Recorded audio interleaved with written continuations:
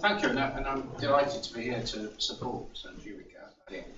And to talk a little bit about India. My own interest is personal, professional, and now ministerial, and I've seen the transformation that's occurred, which is a really remarkable one. And that transformation has happened, but of course there is another side to it, as we know.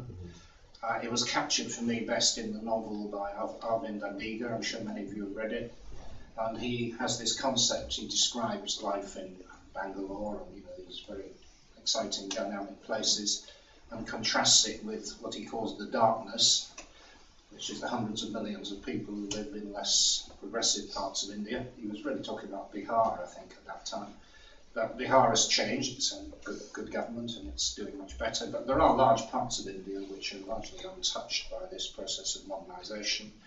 And there is still extreme poverty. I'm not pessimistic about it, because I think even in those poorer areas you see improvements in living standards, nutrition's improving, even poorer people now have bicycles, mobile phones and so on. So there is a transformation, but you still have enormous concentrations of poverty. And that's why trusts like Jeevika are so important.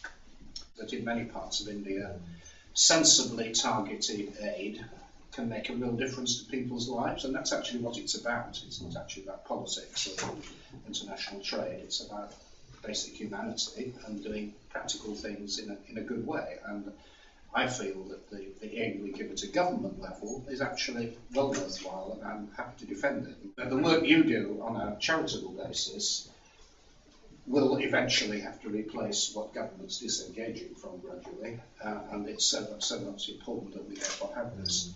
Of course, the other side is that Britain needs to build up its relationship with India, so we've got to build up the trade side as well, in both directions, and investment in both directions. So the commercial side is important, and we'll continue to give priority to that.